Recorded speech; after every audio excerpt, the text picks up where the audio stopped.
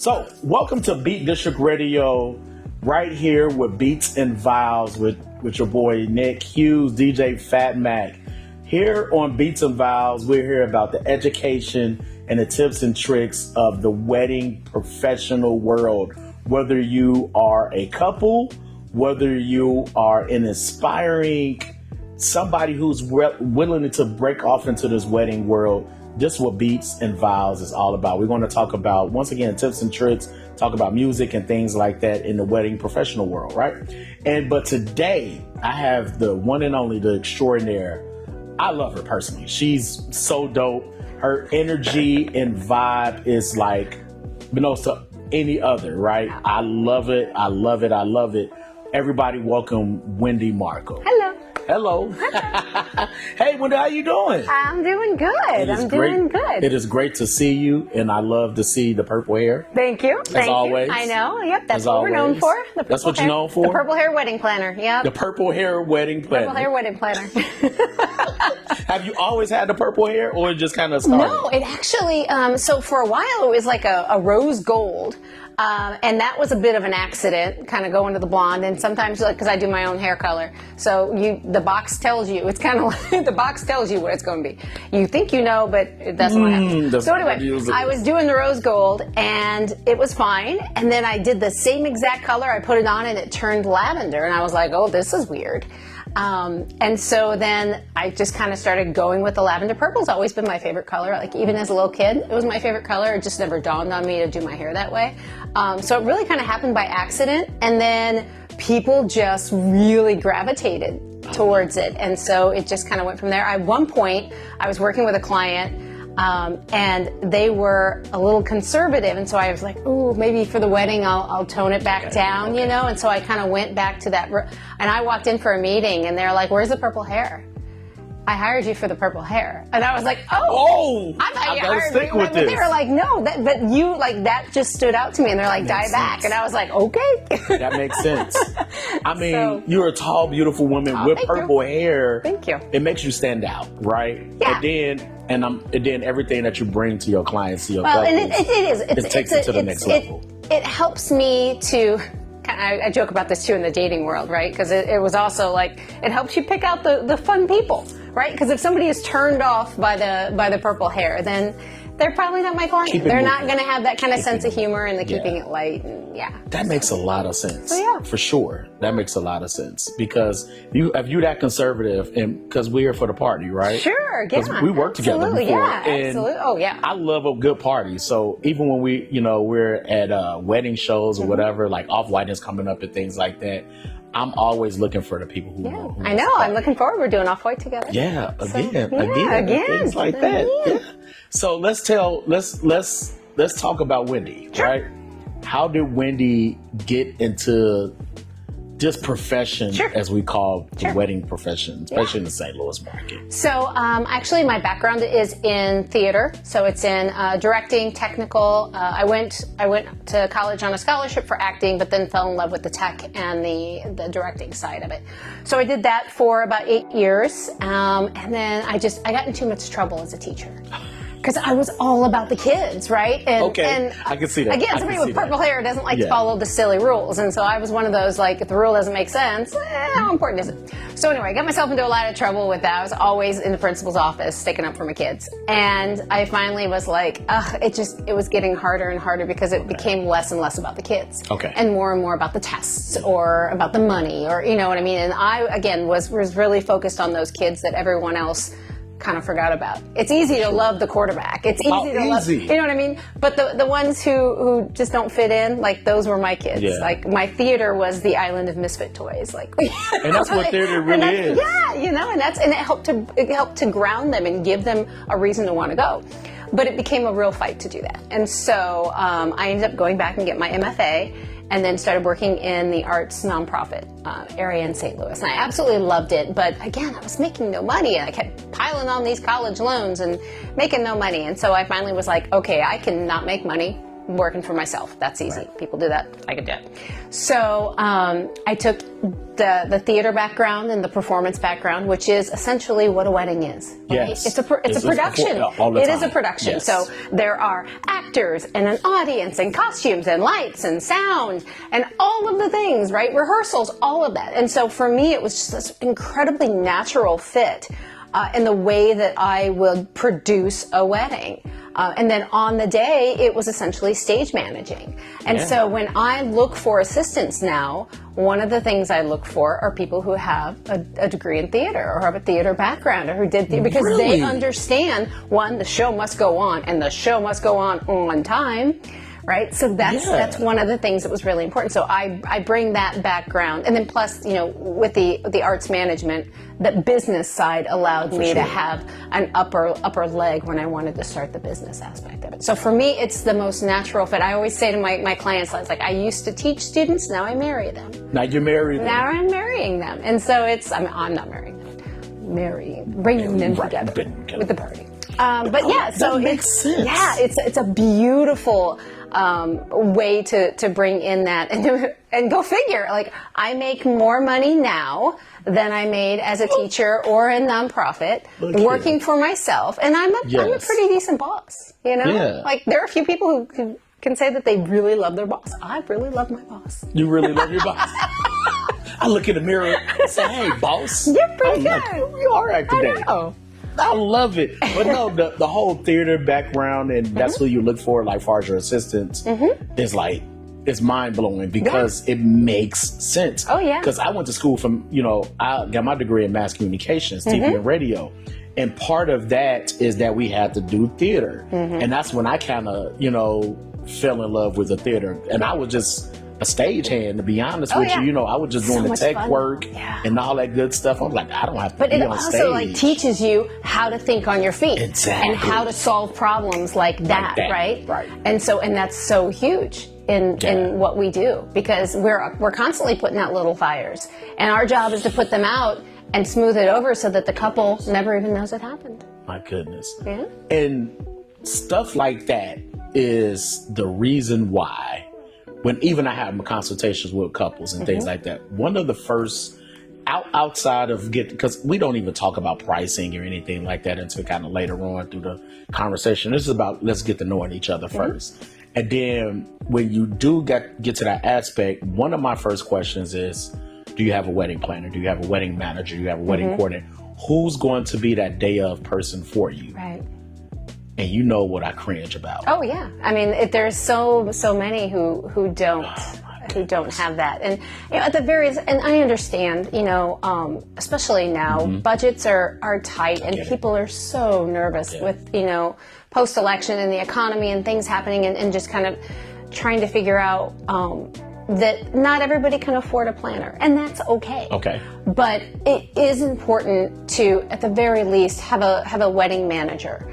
That wedding day management, and we're trying to, as an industry, get away from the day of coordinator aspect, because it's a misnomer. There is no one who should be able to walk into your wedding on the day and be like, I got everything. For sure. And by the way, my name's Sandy. No, that doesn't happen. Even if we're doing, like with my management package, it starts from the minute that the client signs their contract with me, yes. But I actually step in still 2 months or to 6 weeks prior to the event to organize those vendors, make those relationships, let people know who's the one who's going to be responsible that day.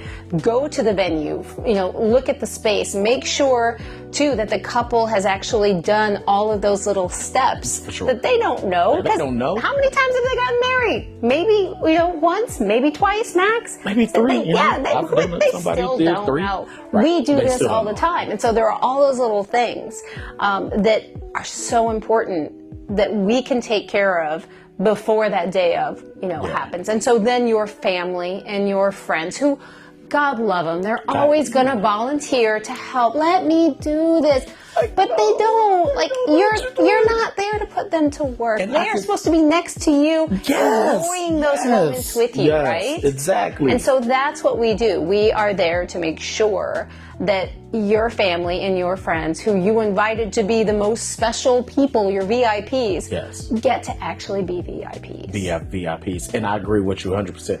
When I asked them and they would say, oh, my aunt and my cousin is going to do it. And I'm like, okay. So do you hate them? Right. Why do you not want them to participate? Exactly. And I'm like, so do they do this professionally, right? So even if they do it professionally, sure. And I'm like, do you want to keep that relationship going? Right? Because we know, me and you both know how, as a profession, you know, we have to take a step back. You know, we're going to, you know, say our opinion, but at the end of the day, if that's what the client wants, that's what the client wants, sure. right? And we was like, okay, I got to put on my big girl, my big boy pants and do what they want in a professional manner. With that aunt, that cousin, they might not do that. They're just going to do what they want to do because they feel like I'm family and you're just going to take it, you're right? going to take it. Yeah. So with that being said, tell everybody, especially me, right? What is the difference between your wedding planner, coordinator, manager / I guess day of? So and it's so funny because, and this is one of the things that we still debate about even in the vendor, in the wedding planner field, is what constitutes full planning, partial planning, coordination, and management. And they're all the things, and they all exist. But especially when it gets up to the planning aspect, we tend to vary on those things. So management, we're pretty much, that is what was considered the day of coordination. So within that, it is mostly DIY. So the couple or the bride and family or whoever, or groom and family, whoever is organizing the wedding, they do their part, and then we check in with them periodically. If they have questions, they can reach out, ask questions, those kind of things. But it is still, it is a DIY. They are finding the majority of their vendors, they're finding the space, they're organizing all of those things. And then we come in, again, at 2 months out, make sure that they've tackled all of the things that they think they've tackled. Fill in any missing pieces, smooth over any confusion, anything like that. Reach out to the vendors, and then we are there to execute that timeline. That they have determined that they want. Set up decor, those kind of things. That's your management. Your coordination is the management aspect. So we're still doing that whole day of thing, making sure it's happening, but we're there to help out a little bit more on the background. So it's like, if you need suggestions for vendors, or you need us to create that timeline for you, or you need help with menu selection and what to offer, etiquette for invitations, those kind of things. Those are those questions and things that we're answering along the way. And then with the planning aspect, then it gets more into like invitation management, tracking RSVPs, design, budgeting, all of those elements. And then how much you need really depends on whether it's a partial or a full. And then that varies depending on who your client is. There are some planners who you write them a check for $90,000, which is your full budget. You hand them the check and say, you do your thing. That's not, I don't do that. My clients, my clients are always the ones who are signing the contracts. They're always the ones who are paying those bills, so that they're always in control of their money in those contracts. But I am, putting them in touch with, making those appointments for them, attending those meetings and things, doing those tours, and the research to find out what the best match is for their budget on that level. And with that being said, and I understand that everybody's budget is going to be different, where they're saying, I can only bring in somebody 2 months out, 2 months to 6 weeks out, or whatever the case may be, right? I get that. But I really want them to start from the beginning with, when it comes to the wedding planning field. I really want them to start with a wedding planner that can kind of give them realistic budgets, right? Me and, because myself and Michelle was just talking about this yesterday, was that where are you getting these numbers from? Right. Where are you getting these numbers from? And that's what we were talking about when we want to get into that, is Academy, right? Is that, is once again, it's about the education, because I don't know if you Googled, you Pinterest, I don't know where they're getting these numbers from, because some of them are unrealistic. When I mean unrealistic, Yeah. I mean, Sure. It's a champagne taste with a beer budget, right? come on. Yeah. Come on. Yeah, and Pinterest is, and Instagram as well now too. I mean, they're hugely guilty, but I mean, you love to look at the beautiful things, Yeah. but it's not, when they're showing you these amazing flowers dripping from the ceiling and all of the linens and the silks and all of this beautiful, they're not putting a little price tag of, this is $32,000 worth of flowers. This is $7,000 worth of linen rental. They're not putting that on. So people are just seeing those beautiful things, and in their mind, they're normalizing that as, gosh, this is what I'm seeing. This is what everybody else is seeing. This must be what everyone does. So if I don't do that, I'm not doing it right. And that's not the case. But so it is taking those expectations and putting them up, really, really high without that knowledge of what it's actually costing. And so when they start to look for a vendor, they get the sticker shock, right? And then it becomes a lot of animosity towards wedding vendors. And well, I don't understand why a cake for a wedding costs so much more than a birthday cake. Well, there's a ton of reasons for that, and that in itself would be an hour, or but I mean, it basically comes down to, well, you have a birthday every year. Yeah. You throw a party every year. We're probably only doing the one wedding, right? Yeah, It's that's a big the goal. So that's the That's goal. the goal. So Right. the level of expectation, the level of importance, the level of, you got one shot to get this perfect. That is Exactly. that the amount of pressure that you're putting on the Yes. people to make perfection is different. You almost have to explain it to them like, this is the Super Bowl. It's not Game 7. Right. It's technically Game 7. Right. But you don't have 7 games to do this. Right. You have one game. You have one game. One game only. Yep. And that's the Super, like, if Yeah. we fail, that's it. We're out. Next season. Yeah. That's it. And so we have to look at it like, we have to put all our everything into this for you. And to get to this point or the experience that you want, this is what we got. This is what we got to do it. Yep. Right? Yeah.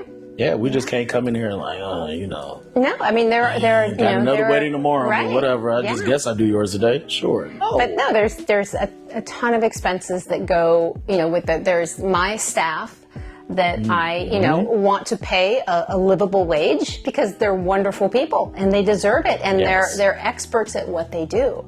So I'm not going to pay them $10 an hour to, it's just not going to happen. Wild. Yeah, it's just not going to happen. So, and then there's insurance, because I am not going to walk into your biggest on. day without being insured. Come on now.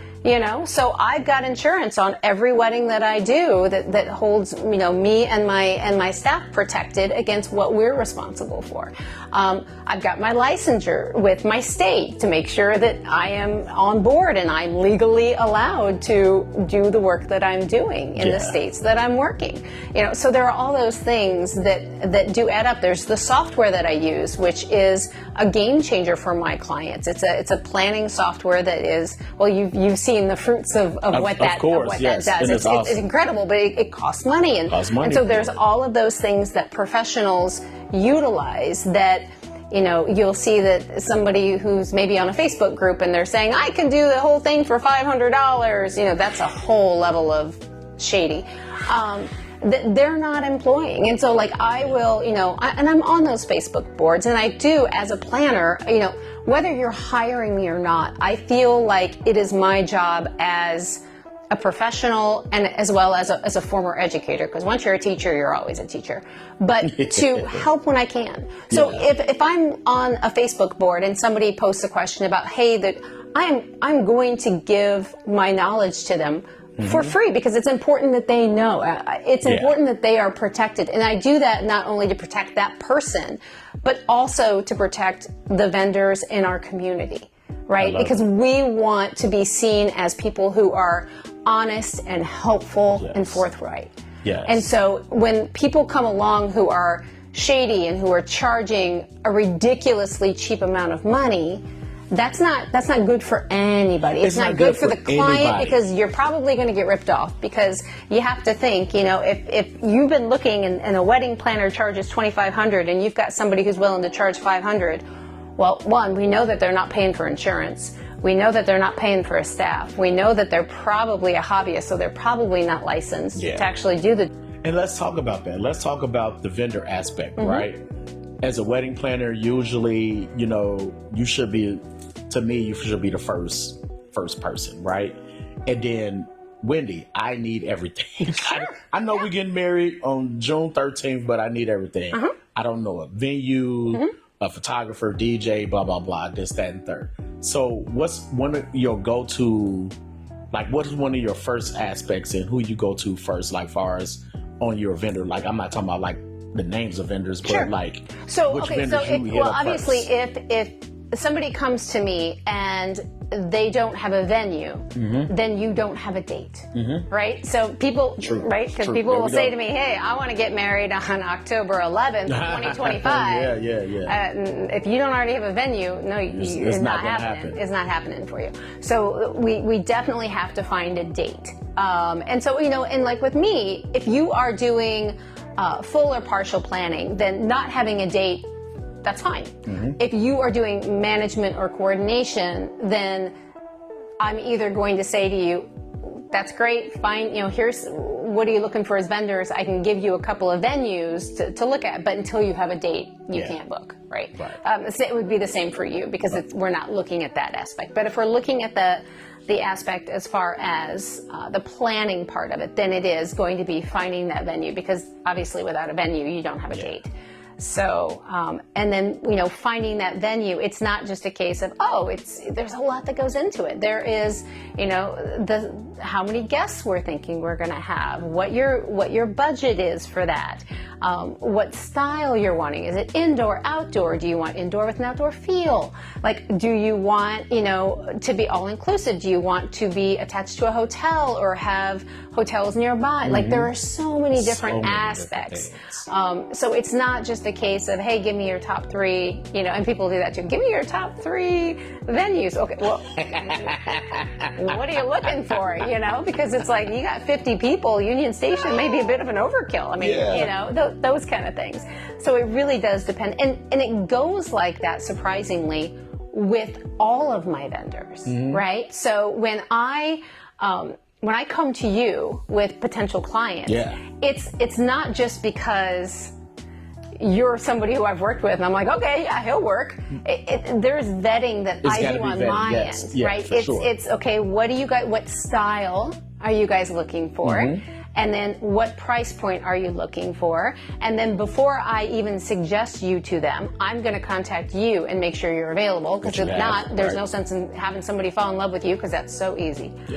And then, no, I'm just saying, you're very likable. So, but having somebody, and then have you be like, nope, sorry, thanks for reaching out, but I'm not available, never was, kind of thing. So, there are a lot of different steps that are required to make sure that we are not wasting our clients' time and that we're not wasting our vendors' time. And especially when we're talking about a very small window, because things have gotten in the way, life's gotten in the way, and before they know it, they're, instead of being 12 months out starting the process, they're 7 or 8 months. I mean, I've planned a wedding completely full stop in 4 months.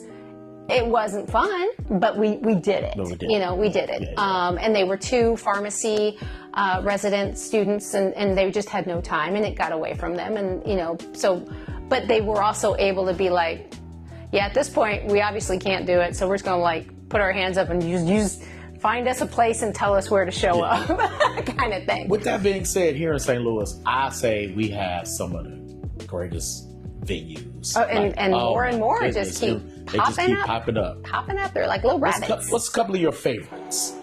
Oh my God. Just like, if we just talk about just aesthetics, this is not knocking any other venues. Right. Now, but just like aesthetics and all that. See, because like in our world, it has to do with, yes, a wedding can be absolutely, a venue can be beautiful, but boy, it's real hard to work, or the load in is a nightmare for people, those kind of things. But just aesthetically, we're not gonna talk about one that's closed down. Some of my most beautiful, the steeple. stay full. Oh God, the lobby there is beautiful. Union Station is absolutely, it's jaw dropping. As far as like just fun and a fun place to be, Wild Carrot and Laura and her group they're just great. The Dogwood and Kelly and her crew are absolutely awesome. You know, the Four Seasons is, you know, I love being on the terrace, even though I don't know why. I love it. And then when I'm actually enduring it and I'm like trying to put seat cards out in the winds, then I'm like, why do I love this place? And then I get the pictures and I'm like, oh, right. Okay, right. I love it. Yeah, Four Seasons, when you talk about the big hotels and the big ones, and I know I'm like, the Lord is going to be trash. Oh my goodness. And it is every time. And I just got to dig deep and just do it, right? Yep. That's why I love places like the Wild Carrot. Get there early enough, I'm right off the street.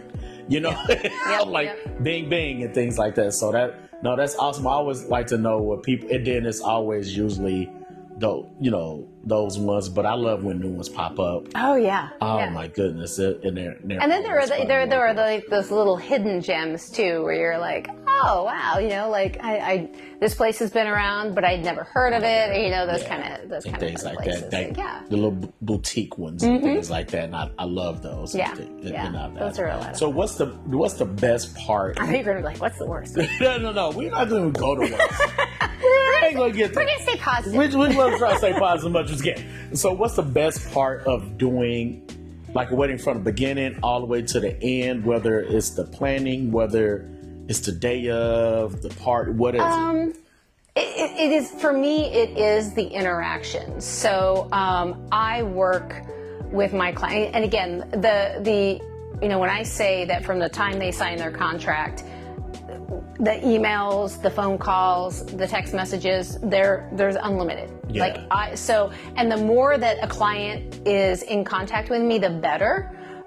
Because we are developing that relationship and they are understanding how I communicate, I'm understanding how they communicate, so that by the time it is, we're ready for them to turn over everything to me, they're comfortable doing that because they're like, it's Wendy, she's got it. I trust her. I know she's got me. And so, and we've got our own inside jokes. We're doing our, emoji bantering back and forth at 4:30 in the morning. And I know the names of the dogs. Like we have those kind of relationships. So that's the best part and then following through and getting the emails or, the little cards with, okay, we're expecting or we've had our first and,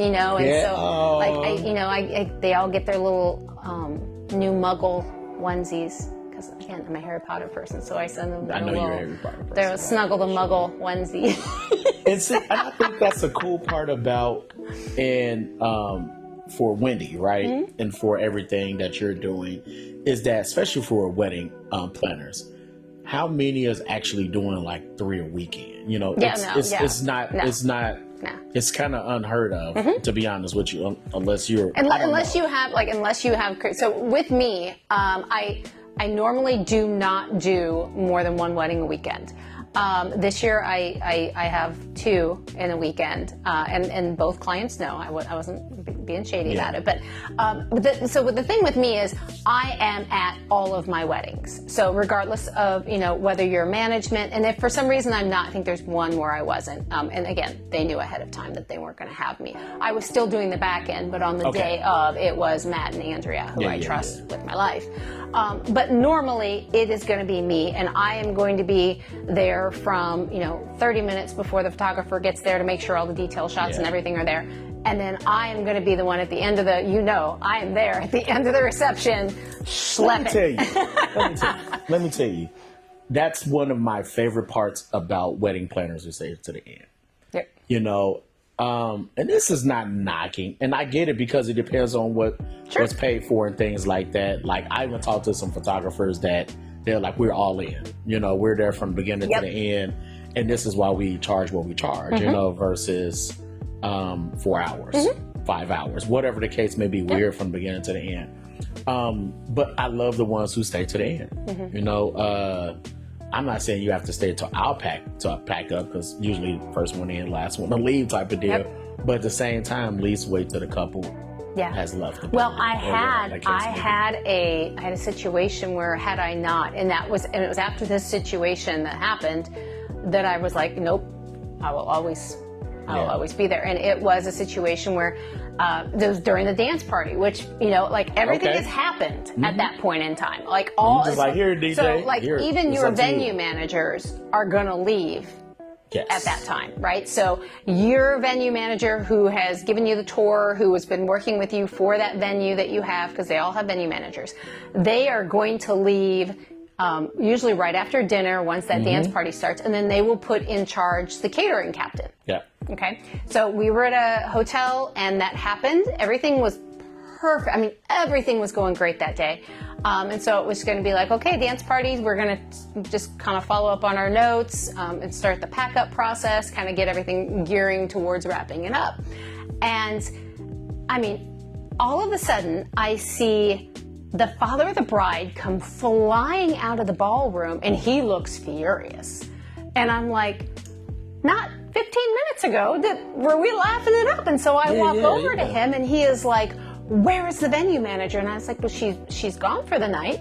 And he goes he's like, I need security. And he takes off and then the bride comes out and she's furious. And I'm like, what happened? As it turned out, one of their bartenders for the venue was giving drinks to people, actually passing shots, which most venues don't. They don't. This guy was giving a shot to the guys and then taking one for himself. And so he started to get, the bartender was drunk and started to get belligerent and started to use derogatory comments towards some of the wedding guests who were then about to jump over the bar and fight this man. So I go flying into the bar and because the bride stopped long enough to tell me what was happening. As I go flying into the bar, tell him to get out from behind the bar. And then I'm going around actually getting written descriptions of what happened. For sure. From the guests and having to smooth it over with the guests. Meanwhile, security pulls this guy who's fired on the spot out. And the poor person who was the assistant bartender, this was literally her first day. And so, even the guests were like, she didn't do anything wrong. She's just trying to, poor girl. Poor thing. So all this huge mess happens, and I'm like getting all of these written statements. And so then I, had to call the hotel the next day and, let them know these are all the statements. Here's the addresses. Yeah. These were everybody who were personally called. Offended and everything. Yeah. Statements by this person. So that they could then call up all those people, apologize, give them free rooms, give them all of, but so had I not been there, my assistants, would have been like, so. They would have been flabbergasted. They were like, I don't know. And so it was a case where, they probably wouldn't know what to do, but at the same time, it's nothing to like have the person who you hired. Exactly. Like you just would never expect that the person, the people who are hired to put on this are going to be the people who are going to cause this huge uproar. So we were able to smooth things off, and the rest of the wedding went very well. And the father, of the bride, wrote me a beautiful email and thanked me, and and apologized for being grumpy. And I was like, no, you are having a party for your daughter, and this person is offending her dearest people. Like, no. So, but after that, I was like, no, there is no way. I will always stay to the end. I hear that. I hear that. Because you just never know. You just never know. And it's not a birthday party. It happens it is too important. And then it depends on who you left, like you said, whether you left the assistant in charge. Yes. Depends on what vendors are still there and how professional in the time of an emergency, they want to see the person who they know. They want to see the person they know. Right? They want to see the person they know. And so when we talk about your aunts, your aunties or whatever, they may be pulled a different way, to help. And that's another thing, Oh, and not to harp on Auntie's that. About 8 o'clock. Yeah. Auntie's going to be like, I'm done. I need some drinks. Yeah. And I'm going to put my feet up for the rest of the night. And your cousin, your best friend, because if they know them, they're going to be pulling them. Right. Somebody personally from the family is going to be pulling them in a different direction that has nothing to technically do with the wedding. Yep. That's something personally that they want.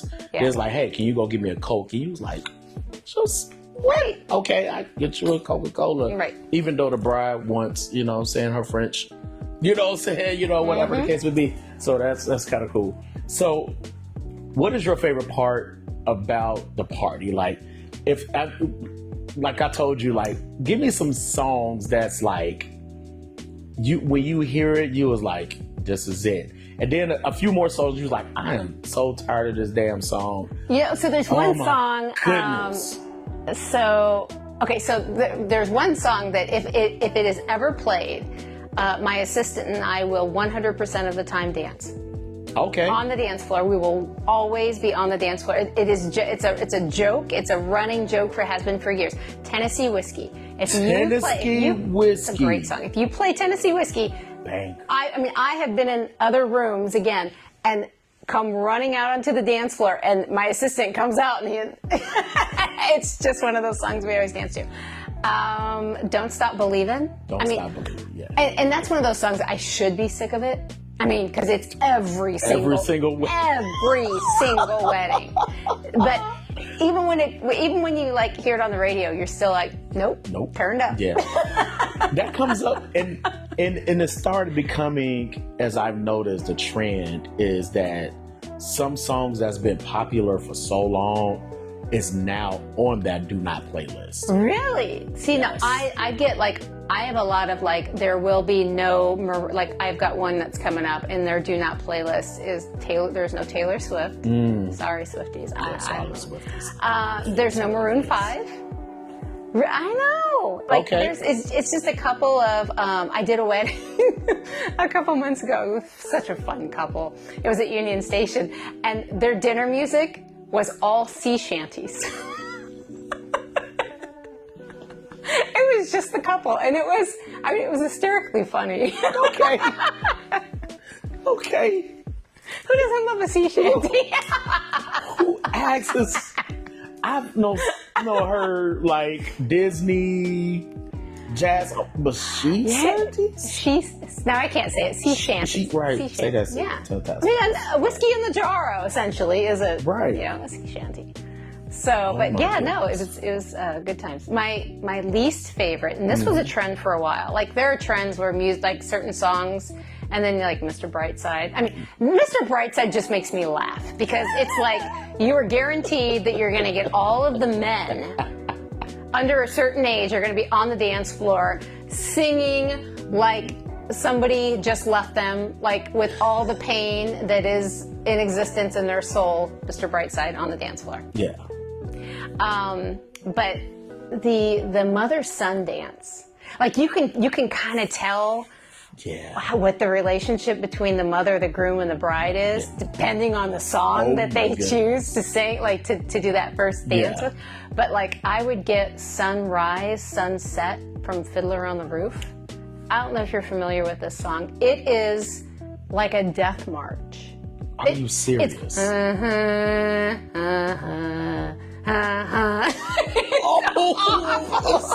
it sounds horrible. And so like the poor DJ, right? You've got like the grand entrance. You've got the first dance. And then you've got mother, or daughter, father-daughter dance. And then there's like, and then it's like, okay, your turn to get that party going. And you're like, it's like, can we change this up, Keith? Do you want to? We're going to change our order up just a little bit, and we're going to fade it out after the. Yeah, and then even worse would be like if the bride and the father of the bride did like a choreographed, fun, cute dance, right? So everybody's like, "Wah!" And here comes mom and the groom. I have one of those coming up where they want me. I'm actually doing the mix for them, right? And so I got to send that off for the bride and her dad.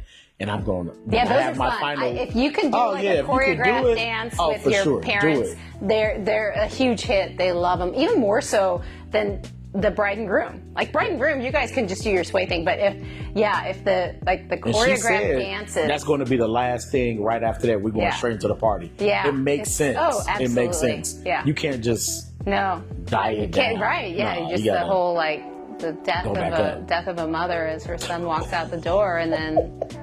Okay, let's bring up this party. We'll start it with Mr. Brightside. Oh my goodness. So Wendy, let's talk about 101, right? Okay. How did you guys get started with that, and what is your goal? Sure. So the Academy is, again, that is the baby of Michelle. So we've been kind of talking about doing it for a few years. And it really did kind of stem from the Facebook groups, right? Okay. And having these couples just reaching out and, desperate for some guidance. And a lot of times it's like they're getting guidance from another bride and groom who, got married last year, and they think that they know all the answers. Well, what works for one group is not, it's not going to work. And we're not giving enough information usually to determine whether this person's lifestyle is the same as yours even. So getting bad advice is worse than getting no advice, right? Okay. So it really kind of stemmed from that. And it originally, Michelle had kind of wanted to offer it to her clients as a way to, especially ones who didn't have planners, as a way to just give them some insight and some first steps moving along. Yep. And so then it just kind of expanded from there to, well, what about if we offered it to other couples who maybe couldn't afford a planner or didn't know if they really needed a planner, right? Because sometimes you don't know until you get into the mix of it, and then you're like, oh my gosh, I'm over my head. And then that's when it ends up being like, I've got 3 months to my wedding, I need a planner, and by then maybe it's too late. So we wanted to offer an opportunity for couples to come in and actually get to cover different topics, like how to start even planning. Like, what does that look like? What are the first things you should be doing? How do you determine what your budget is, right? How do you determine what you want your wedding to look like based on that? How you go about asking family members to contribute while still instilling boundaries and guidelines to how involved they can be in the planning of it, right? Because a gift is not a gift if it comes with all of these strings attached in control issues and things like that. So how to navigate some of those difficult family dynamics when planning a wedding, which is huge. And then going into, timeline creation, florals, figuring out what your floral style is, again, what budget expectations, how to make those budgets extend without putting yourself in undue stress, right? So DIYing, I get it. And I'm not against DIYing wedding items, but don't DIY your entire wedding unless you've got some experience to do it. Like if you're a florist or you've done florals and you think you can manage an aspect of it, that's one thing. But don't think I'm going to DIY my own cake, I'm going to DIY my flower, and then you get to the point where it's like there's no joy in it. You're overwhelmed. You're overwhelmed. You're asking way too much of your friends and your family, and people are getting hostile, and it's just, it's not worth it. Now somebody just volunteers and said that's what they want to do. They want to do it. I'm like, okay, that's totally fine. But once you're talking about the DIY situation, necessarily not your vendors, right? By any means. Once again, like you said, unless you're a great florist, or even you do awesome decor and things like that. But even if you do, I think you still that still should be still outsourced. Yeah, that's something that you should not do by yourself. And let me tell you something. And maybe you can enlighten me on this. Oh, okay. You have a lot of faith in me. Yes, for sure. The planners / decorators. Okay, so how is this possible on day of? Okay, so this is now.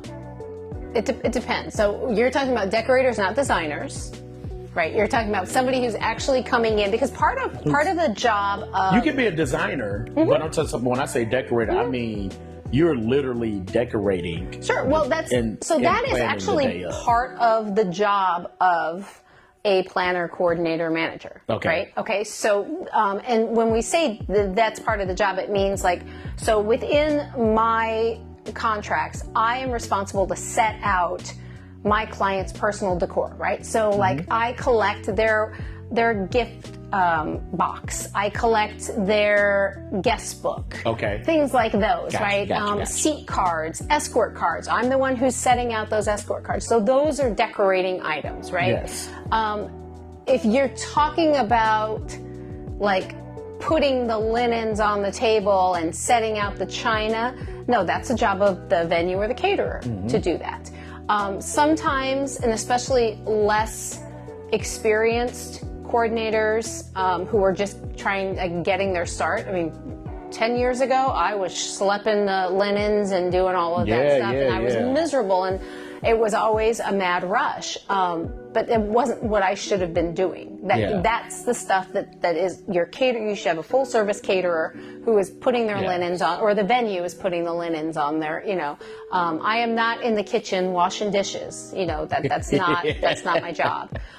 So some decorating is definitely part of it. Tabletop, setting things on a table. I think some of that is fine. Yeah. But when I see you walk into a venue, okay, so a lot of the venues we're talking about, we're talking about a certain tier, in my opinion, right? Okay. But we're not talking about your VFWs, right? Right. If we're talking about your VFWs, I've seen planners that try to come in, and this is I'm kind of past the VFW stage, but neither here nor there. Unless it's like we put our whole budget for you. I'm like, I'm there, type of deal. But a planner or a decorator, let's start off with decorator, will come in and do everything from A to Z and still has to plan. Will still have to manage for the day of. I'm like, how you're doing this? Because with the timeline, I'm like, the ceremony, unless you got a staff, unless right? you got staff, But if your ceremony is about to start or somewhere and you're still putting in flowers, I'm like, now you're not taking care of your couple. You're not taking care of your couple. Yeah. And that's what my concern is. What if Kate has an issue with a boutonniere or something like that, or whatever, who's going to help them out? And things like that. Yeah, so you've got to make sure that you've got enough staff that are allocated to do that, and that's again part of experience and knowing. So that's why, like when I see somebody's like, okay, I'll coordinate for 12 hours. Is it just you?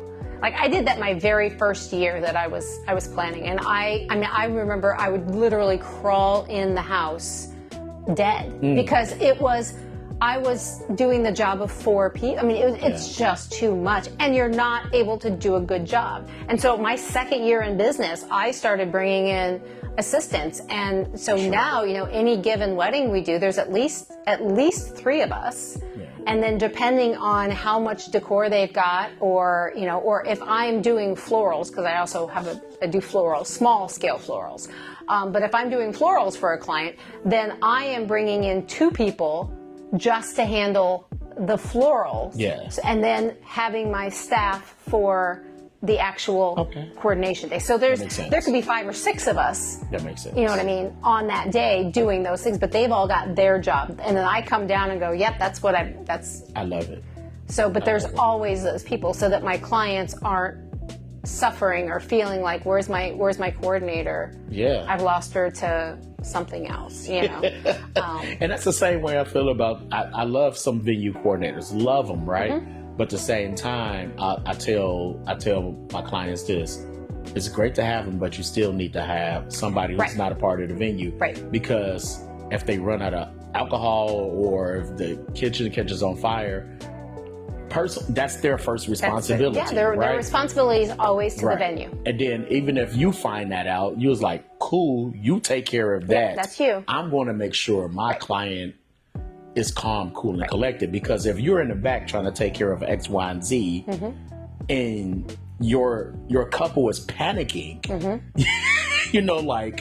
where's our food at? And they have nobody to talk to. And I'm like, and then like, you know what, Nick? That makes sense. Because if they don't, now I feel like they're looking at myself, or they're looking at, because the only people there at that point in time is the DJ and the photographer. / videographer, right? Now they're looking at us like, we're like, save us. What do you want us to do? So that's why I'm always, because once again, I feel so passionate about weddings, right? And when I see a planner or coordinator that I know, I'm like, this is going to be a good day. Right, this is good. Right? When I know somebody, this is going to be a good day. The venue coordinators also feel that way. I mean, I've got, You know, it's ones who will reach out and they'll be like, oh, oh, good, you're managing okay, great. I'm, you know, like, whew, yeah, my day just got a lot easier. You know what I mean? Yeah, because they can focus on the catering crew and getting, you know, the AV done and all of those different, you know, helping direct traffic and all of those, keeping other guests away from all the other stuff that they've got to do. So yeah, I don't want to walk around as like when you couple is walking around greeting everybody, and we're now looking at our watches like we're supposed to be doing X, Y, and Z now, and the planner is not nowhere to be found. Like, what is going on? I need to gather them up. Tell them to come on. Yeah, no, you know, I mean, like I am always in your face. Like, you need me to run that microphone for you? Yeah, right, for sure. And I love it. I love it. It relieves me of one thing, you know, one extra thing that I don't have to worry about. And that's the thing. When you have a team of professionals who are working together because they all have that one unifying goal of making our clients as happy as they can be and having the most beautiful day possible. When we're all working together, oh man, I mean, it is a beautiful dance. It is a beautiful dance that happens. And just, I mean, the way that we move around, the way that, you know, if there's room flips, the way that things happen and come together, it is a beautiful dance that happens, and everybody has such a good time. Like when I am working with the vendors who I work well with and who I adore, like that day I'm so excited to be able to spend time with my friends, because in so many cases you guys are my friends and my family, you know. We all become a community for real, and I'm happy to be a part of it. Once again, we talked about we are a family, right? We are a big community and things like that. And once again, we're saying like part of the show is that not only educate couples, but educate anybody in the future, like who's inspiring to break off into this field or just want more knowledge, right? As somebody who's been around, you know what I'm saying, who's met so many different vendors, who's been into a lot of venues and, you know, worked with so many different clients, what's some of your pet peeves working with vendors? Communication. Oh my gosh. Okay. Like, and I've said a lot, especially this season. Like, there is something about 2025. 2025 is weird, y'all. Just, it's weird. But there is already. We only what? I know. We're not even in March, man. March, but it is weird. It is. Everybody is scrambling, but at the same time, nobody's responding. So, like, communication is a big thing. If you're going to be out of the office, just put I'm going to be out of the office from here until here on your, you know, on your email response. And my clients are big about that. Or, like, if you're trying to book somebody and they're not getting back to you, and, you know, you're like phone calls and text messages and emails and they're still not getting back to you, like, you're going to lose that person. Like, if you're not responsive on the sale, what does that say about when it's actually time for you to do the work? Right. You know what I mean? What's your expected turnaround?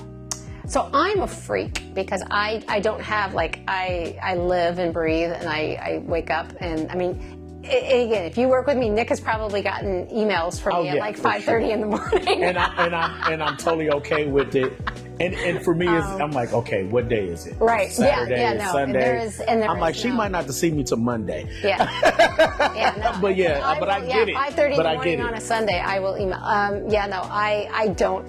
I'm bad with the boundaries and the work-life thing, because for me, it is my whole life. It is what I love. It's what I absolutely. This and puppies, dogs, like, fosters. Many. So I have two, but I also regularly foster for a local shelter. So so that's my big thing. But so I mean, I would say 48 hours is 48. Is 48 is not. 48 is definitely reasonable. Yeah. 48 is definitely reasonable, and I look at for the initial inquiry. Look, can we figure out that day? Oh yeah. Can we figure out something that day? Oh, like if somebody sends me an inquiry, if I haven't responded, if I'm in the office within 30 minutes, you're probably going to get a reach out. If I'm available, if I'm not available, as soon as I get back, I will. Yeah, for yeah, sure. it's important. For sure. I get it. And that's why, you know, I do try to send a lot of people to the website where I can at least get them automatic. Yep. Where they feel like, am I going to hear from this person at all? Yep. Right? And I'm like, yeah, go to the website, fill in your information. I know for sure. Yeah. And then that's where I know for sure it's going to follow up because I'm going to get it on my side. They're going to keep getting messages and so forth and so forth. So which is good. But that communication is huge. The communication, yeah. I mean, I understand that we're all busy, but again, this goes back to this is the most important day in these clients' lives up until this point, you know. So yeah, you need to have respect for that. Now, not to say that you shouldn't have boundaries or you shouldn't have office hours. If that were, you know, that's perfectly fine. Right. Nobody should be taken advantage of. But yeah, no, it is, you know, having timely responses. Yeah. And even if it's a case of, I don't know the answer to that, let me get back to you. Yeah. And I try to tell my, at least after the consultation, you know, because by then we probably kept communication. After consultation, I tell them, I'm like, my goal is within 24, right? And if it's a Friday, if it's on a weekend, no, I'm working with you, somebody just like you. Sure. Yep. And I'll just tell them, imagine me picking up my phone during your wedding. And they're like, that makes sense. Yep. Yep. I'll talk to you Monday. Yeah. Or Now, whatever the case may be. My biggest annoyance, like things that I do, which I would assume is probably incredibly annoying to other vendors, so I'll tell myself. Okay. This is, I mean, you guys are probably like, no, there's 12 other things that are way more annoying. But what I think is my most annoying thing is I always tell my clients, I'm like, use the form on the website if they have a website. Oh, that's another annoyance. Please, if you're in business, have a website. Have a website. Oh my goodness, have a website. I mean, or maybe we're just old. Maybe we're just. What else do we want to do though? Because they'll have it they're like, oh, well, you can message us on Instagram. Don't message me on Instagram. Look here. That is social media. That is Do not a storefront. message me on Instagram unless we're like truly friends. Okay, so that's my guilty thing. Yeah. So like instead of going and going to like your website, what I will do is text message you, hey babe, are you available on this date? And if you are, then I'll send an email, but I just want to check. Yeah, Like that's, but I'm fine with that. Okay. So what is a couple other tips that you want to give to people, whether once again it's couples, whether, you know, once again somebody's trying to break off into the industry or just are in the industry but just wants more knowledge? What's something that you can give? So if you're in the industry and you want more knowledge, then the Wedding Vendors Board on Facebook is a really, really great group. So it's the St. Louis Wedding Vendors group. Part of that. And it's a private group, so you'll have to submit to get into it. But from that, there are opportunities not only to book gigs, but there's also opportunities for education, networking events. So that's a huge resource that I love to kind of tell people. If you are trying to get into the business, I would say to reach out to somebody who is in the field that you are trying to break into and ask if you could assist or shadow them. Like I am always looking for assistants to help out, and that's a great way to actually get some on-the-job training and to understand what really goes into it. I mean, I understand that like most wedding planners start out because they were a bride and they planned their wedding and they thought it was really fun. Exactly. And so now they turn around and they're thinking it's great. Well, there's so much more that goes into it than that. And yes, you may have planned a beautiful wedding, but you planned it from one point of view. You didn't plan it from the vendor point of view. And so you don't have knowledge of what it actually takes to run an event. Yes. And so getting that kind of experience before you go out on your own is huge. And charge what you are worth.